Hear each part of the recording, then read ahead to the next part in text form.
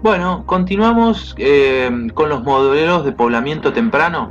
Bueno, en primer lugar vamos a ver que hay dos tendencias generales, ¿sí? Que vamos a presentar después puntualmente y específicamente cada modelo más adelante. Pero hay dos grandes grupos en los cuales se ponen en conjunto estos modelos. El modelo terrestre y el modelo costero, ¿sí?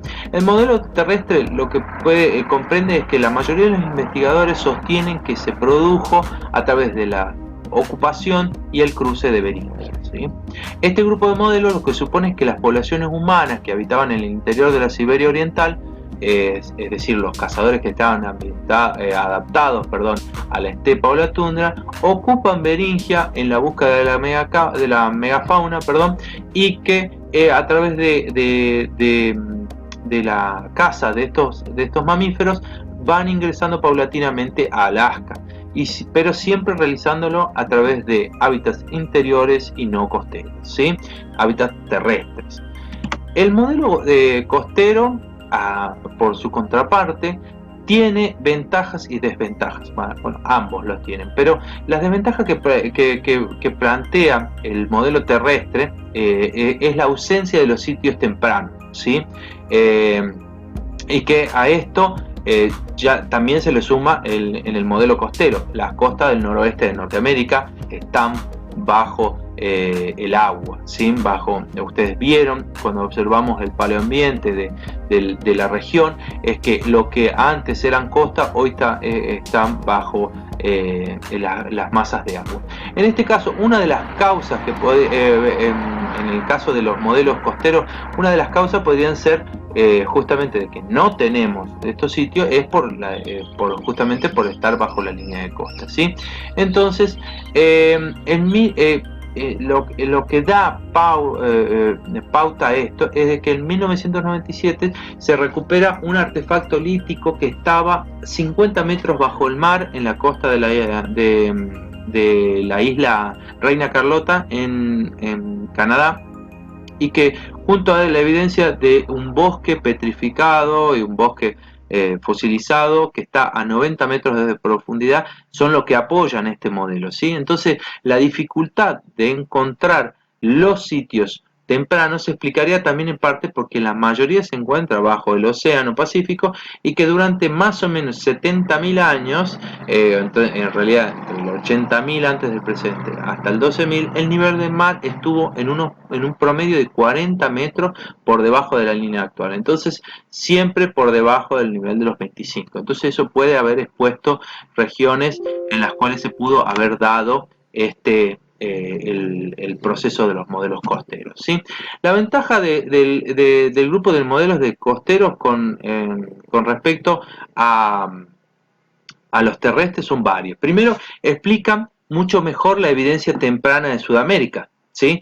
Entonces, ¿por qué? Porque primero, aparte, que explican el desplazamiento y la presencia tan temprana respecto de los sitios de Norteamérica. Aparte, no es necesario que estén formados ni el puente terrestre, ¿sí? De Beringia, ni el corredor libre de hielos entre los glaciares laurentino y cordillerano. Entonces, tiene mucha relevancia también la capacidad de sustento de los ambientes interiores. ¿Por qué? Porque hablamos de la cantidad de mamíferos que habría en las regiones al norte y al sur de estas grandes masas glaciares, y en que en el caso de los ambientes marítimos de costa, los recursos son siempre constantes, ¿sí? Para principios de 1960 comenzaron a plantearse verdaderos modelos de poblamiento, ¿sí? Y estos modelos de poblamiento, uno de los primeros es el de Coolidge.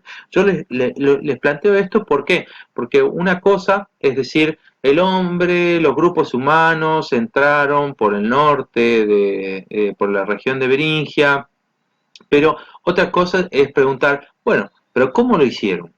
¿Cuál fue el proceso que nosotros podemos observar para entender esta ocupación territorial?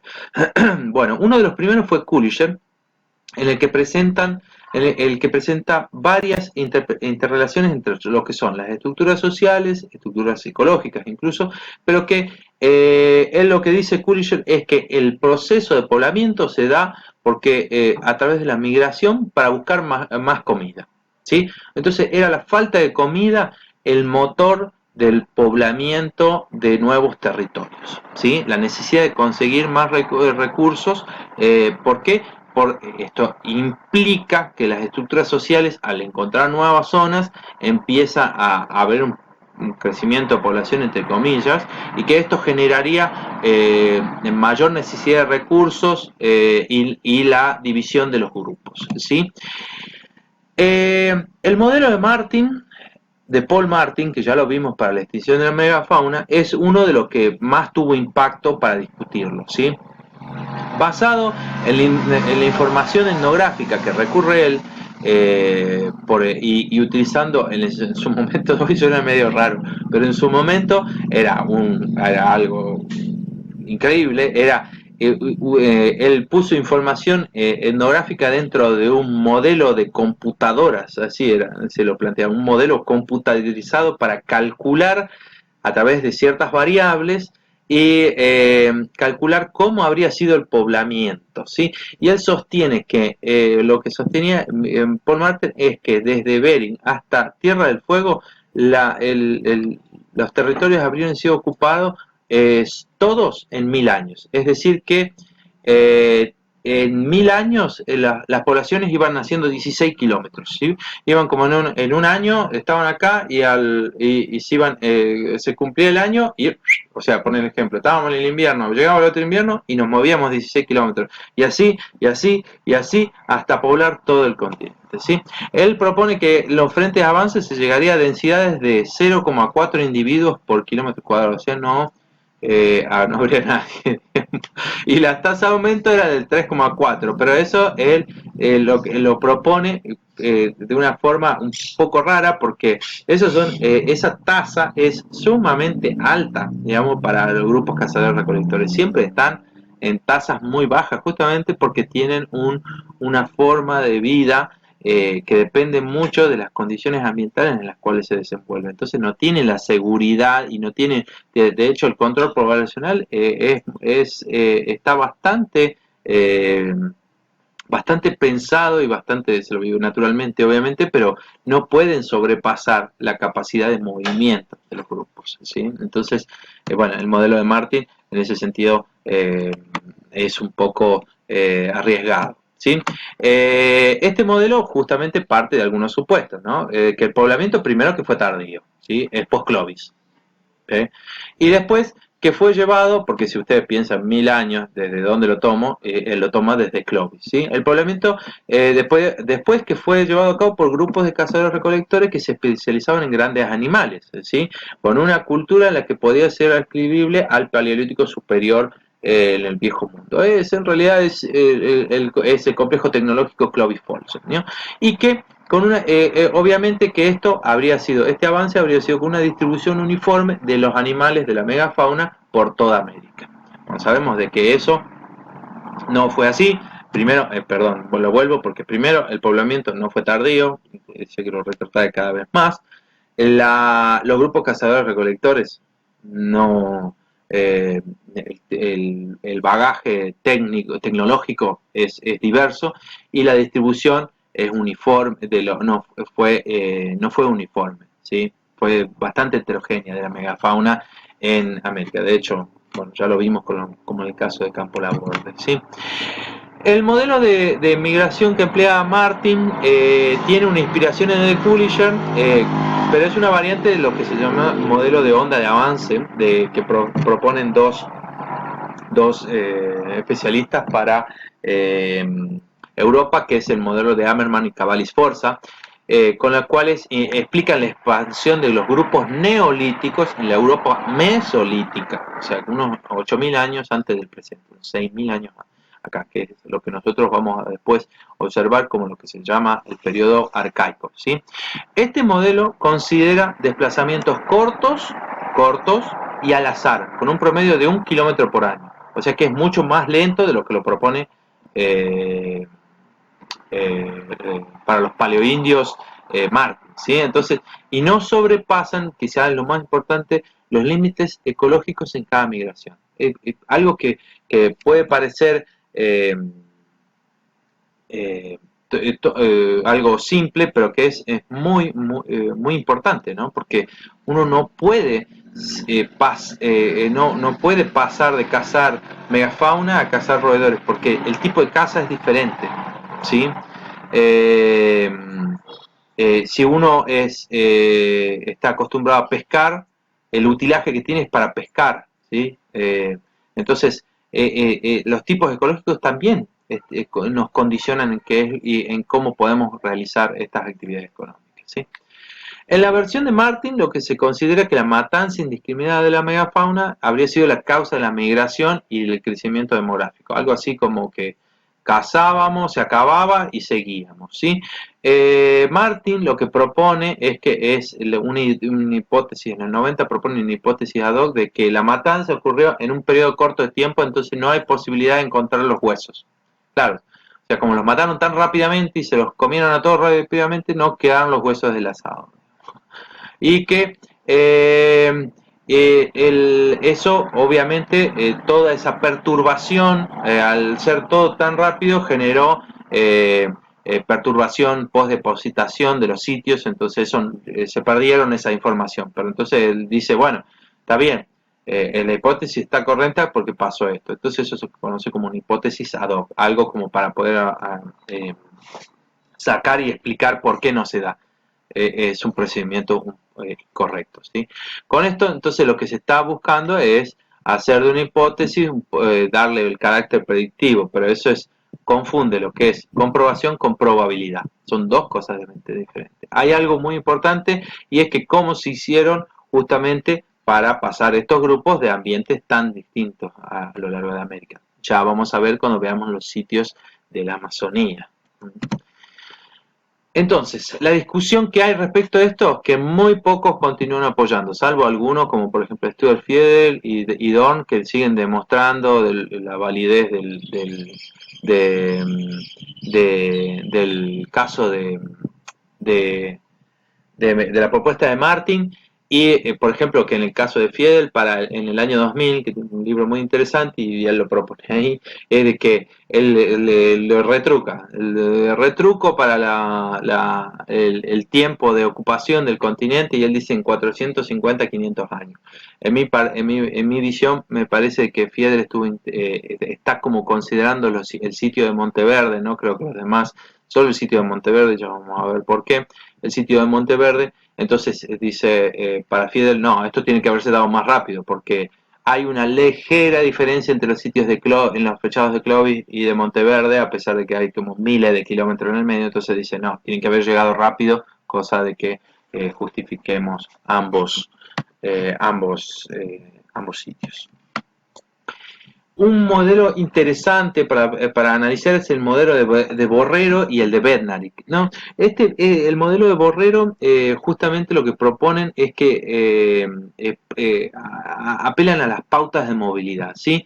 O sea, sería un modelo de flujo lento que fueron rellenando las áreas vacías. Y este modelo propone 3 fases de ocupación, lo cual está bastante interesante, ¿no? Primero están las fases de exploración, de colonización y de ocupación efectiva o de estabilización. Esto tiene mucha incidencia en qué es lo que vemos en los registros arqueológicos. ¿Por qué? Porque las fases implican diferentes pautas de movilidad y estrategias adaptativas. Entonces eso lo que nos permite ver es una distinta visibilidad y resolución en el registro arqueológico. ¿Qué quiere decir? Por ejemplo, ¿sí? Las fases de exploración tienen la menor cantidad de visibilidad y resolución. ¿Por qué? Las fases de exploración es un pequeño grupo de personas que no se queda en un lugar fijo, sino de que hace un pequeño fogón, caza un animal, deja apenas esa evidencia y sigue, ¿sí? Diferente a la colonización, es un grupo más grande de personas que ocupa por un determinado y un lapso de tiempo que suponemos que es mayor al de la exploración, y que deja más evidencias, ¿sí? Y la ocupación efectiva y la estabilización. Ahora, ¿cómo vemos eso en visibilidad? Obviamente la exploración, ¿sí? Tiene poca visibilidad. ¿Por qué? Porque son pocos hallazgos. Pero la resolución, la cantidad de actividades que vamos a ver ahí es la más alta. ¿Por qué? Porque sabemos que estaban en una fase de exploración. Hay un sitio, hay una ocupación mínima y sabemos que se se despostó, se diseccionó un animal para comerlo, se prepararon unos objetos y nada más, ¿sí? En cambio, en la FAN tiene exploración muy baja visibilidad, casi no lo podemos ver. En cambio, la ocupación efectiva podemos ver una cueva que es muy visible, pero pero la resolución, las cantidades de actividades ahí es más baja. ¿Por qué? Porque hay tanta ocupación que no nos permite ver exactamente la evidencia, ¿sí? Las actividades que se dieron en el lugar. En el caso de la exploración, como les digo, entonces va a ser muy limitada y la ocupación del espacio es débil y la depositación es baja, ¿sí? Pero es muy interesante para tratar de entender a qué sitios estamos viendo. No podemos estar tratando de apelar a entender el poblamiento, el proceso del poblamiento y el modelo, si no sabemos qué tipo de sitios vamos a encontrar, ¿sí? Es como ese famoso dicho de que eh, si no sabes qué preguntarle, nunca vas a poder entender la respuesta, ¿sí? En 1989, Bentley propone otro modelo que contempla al anterior, ¿sí? Él se basa en los sitios tempranos, en especial el noreste de Brasil, como Pedra Furada, Sitio do Medio, Cima dos Pelaus, y el sitio de Monteverde. Y Bentley lo que propone es seguir un patrón de poblamiento en el que los grupos eran pequeños, que tenían adaptaciones a ambientes de costa, y por lo cual se supone que vivían principalmente de recursos del mar. Entonces estos grupos deberían haber recorrido las costas desde Siberia hasta de Beringia, si estaba sumergida, ¿sí? O no, pero recorriendo las costas y luego el noreste del continente hasta las costas del Pacífico que hoy están sumergidas, ¿sí? Entonces como una alternativa a eso. Otros arqueólogos y antropólogos como Lanata, García y Tropia han considerado lo que ellos interpretan como el modelo evolutivo. El modelo evolutivo lo que provee son algunas herramientas para tratar de entender justamente esta dispersión y ellos hablan de dispersiones y no de migraciones. Lo que se proponen es que el modelo evolutivo habría seguido corredores ambientales. Esto también tiene eh, cierta lógica para poder entender la ocupación de los territorios. Si los corredores, ellos lo que dicen es que no son una tira delgada de tierra, sino que son espacios diferenciados y que tienen funciones diferentes, ¿no? Algunas son filtros, otras conducen, hay barreras, hay conexiones, hay hábitats, y estos efectos a nivel de demográfico generan un proceso de dispersión diferencial. Entonces, este modelo, si bien no es necesario en todos los ambientes disponibles para las distintas poblaciones, puede ser que algunas sean beneficiosas para trasladarse hacia otras y otras que no, ¿no? Entonces los grupos humanos pueden haber ocupado algunos parches y otros no, para ocupar los primeros, ¿sí? Entonces esto es claramente útil para entender, por ejemplo, estos grupos que supuestamente están vinculados a la casa de la megafauna y otros que no, ¿sí? Los modelos de la lingüística, como el modelo de Greenberg, Turner y Segura, en parte el modelo de lingüística es quizá el que por ahí más se lo critica en cuanto a la imposibilidad de no contrastar sus hipótesis, ¿sí? Porque nunca vamos a saber cómo hablaban los paleoindios, digamos. Pero lo que genera estos investigadores es combinar los datos genéticos con los datos lingüísticos y los datos biológicos, y en Greenberg en particular lo que propone es que todas las poblaciones ingresaron a través de lo que él considera tres migraciones que están separadas por algunos milenios, ¿sí? Y la primera y la más difundida es lo que él llama la familia amerindia, y que estas lenguas tendrían un origen común en una supuesta lengua de los paleoindios unos 12.000 años atrás.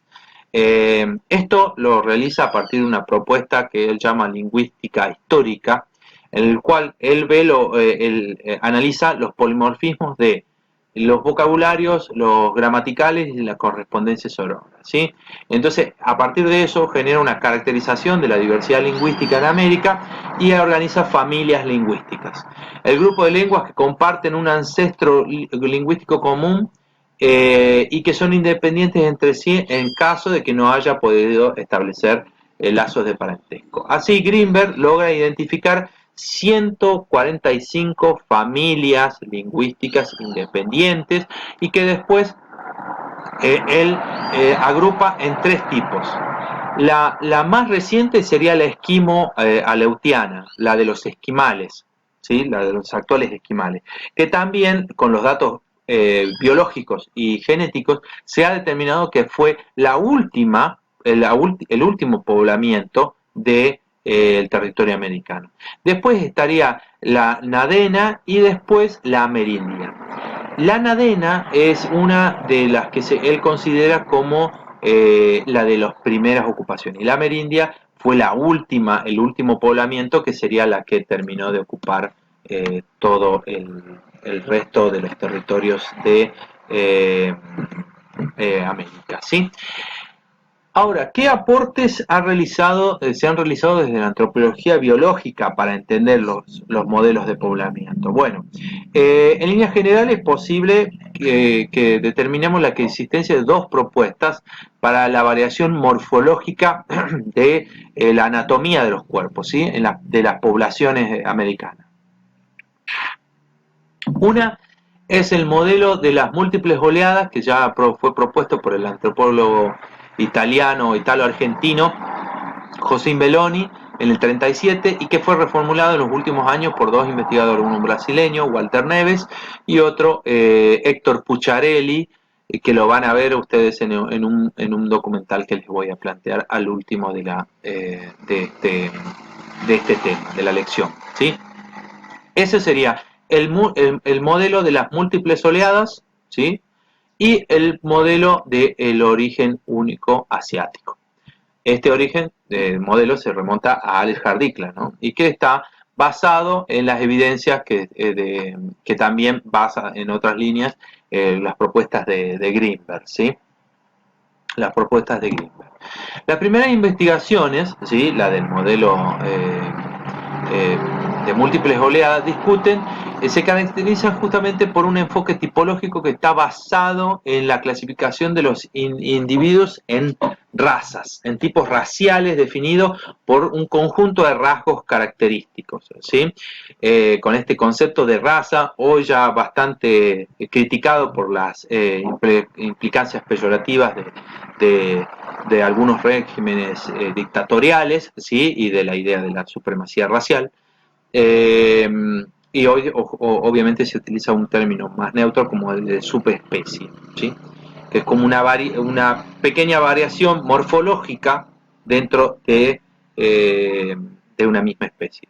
Dentro de este marco, justamente los grupos humanos fueron vistos como unidades estáticas, generalmente, y que estaban solo sujetos al cambio por migración, ¿sí? Entonces venía una migración nueva y surgían el cambio en estas poblaciones, ¿no?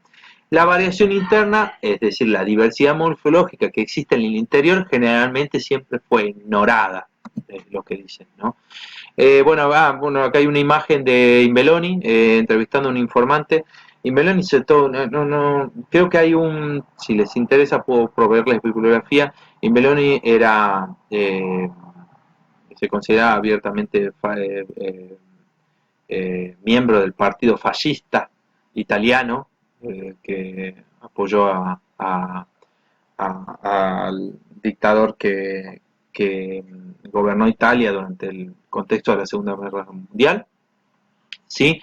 El famoso Il Duce, ¿sí? Y él incluso fue miembro de la policía. Incluso ahí cuando lo ven ustedes en esta imagen van a observar que justamente en esta no se la ve bien, pero tiene la camisa negra, ¿sí? Como la camisa del cuerpo de Mussolini, y el gorro militar, y bueno, y los pantalones de campaña y las boletas y las botas, ¿sí? de caballeriza.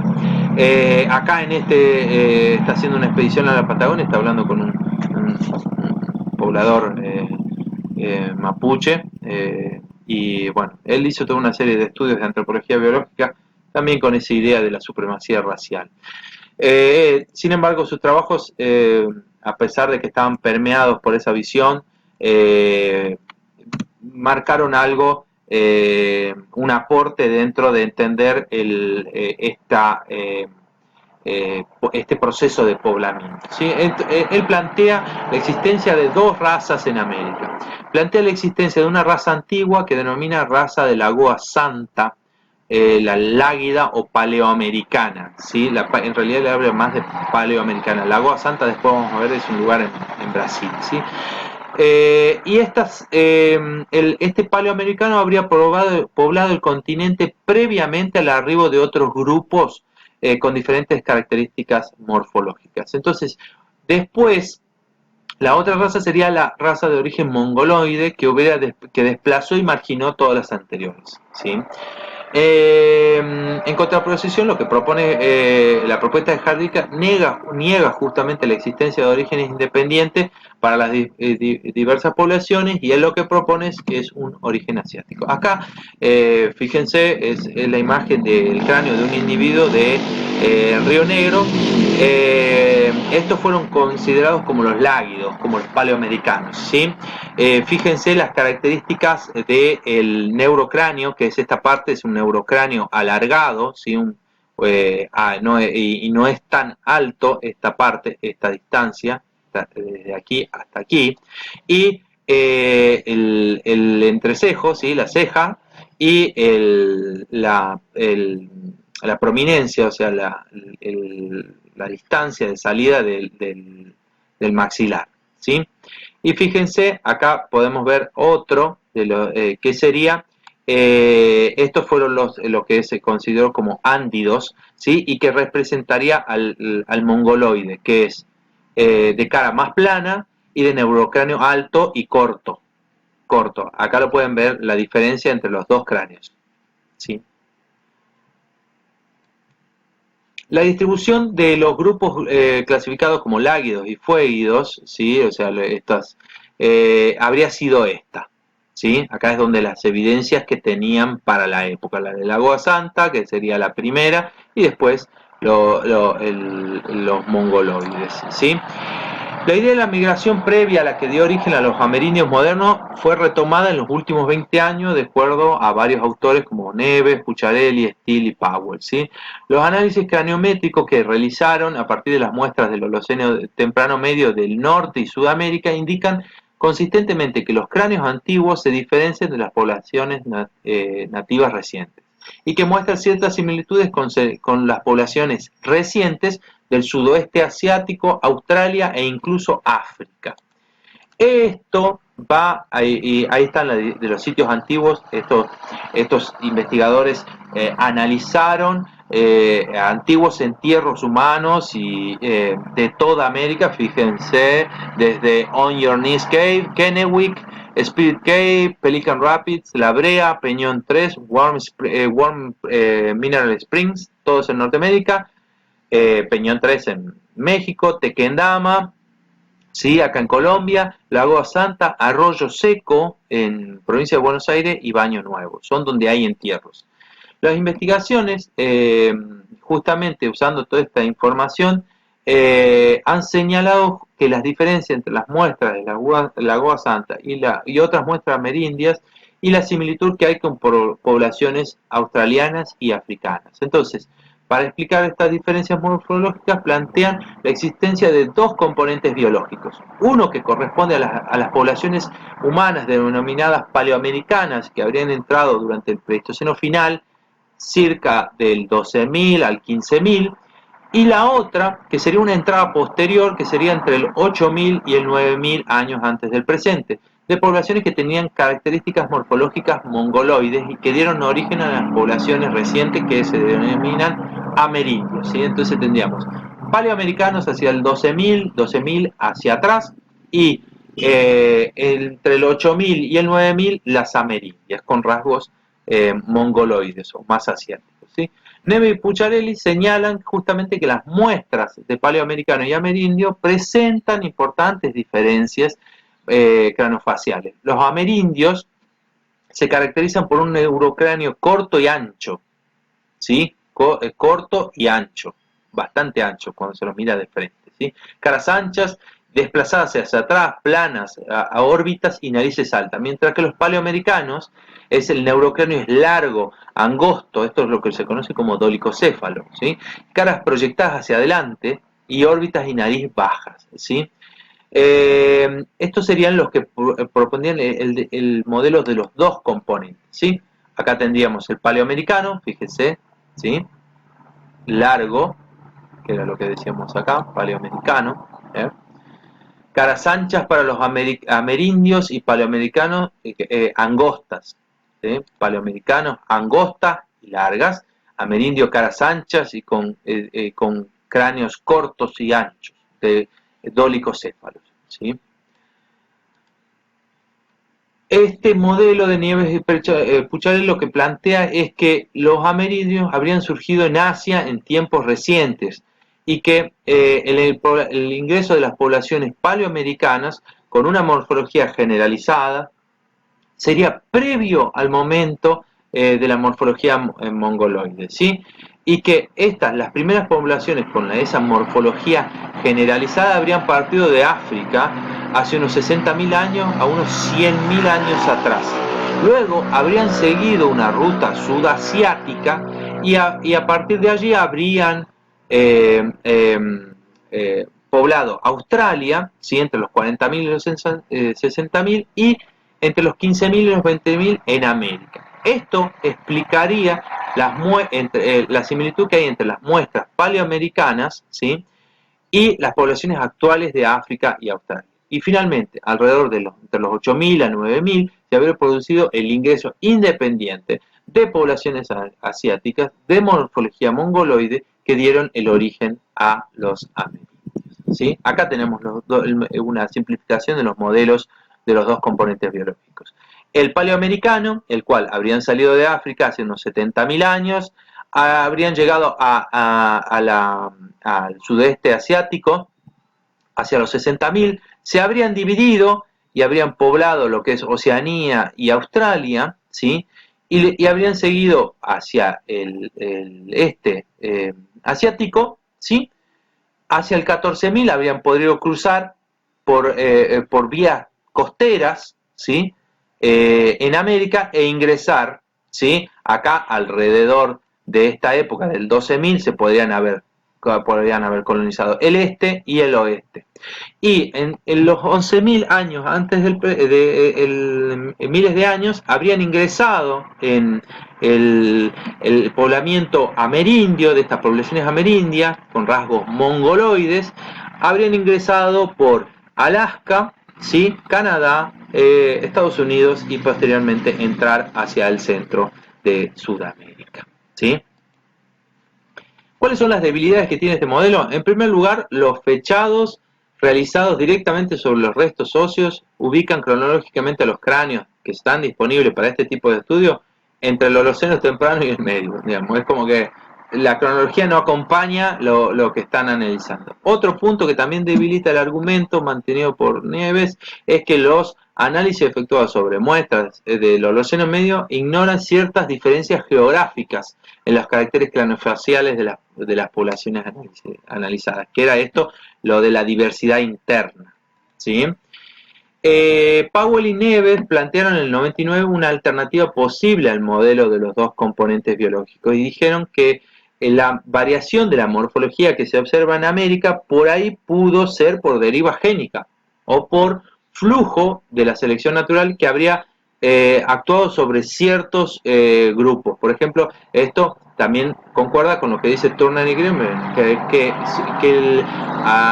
ciertos que en realidad las poblaciones americanas descienden de una o única o varias que son asiáticas, pero que dentro del continente americano dieron a una diferenciación local, ¿sí? Que esa diferenciación se observa en las muestras del agua santa y en las otras, y que esas diferencias morfológicas en realidad sucedieron dentro del continente y no porque vienen de lugares diferentes, ¿sí?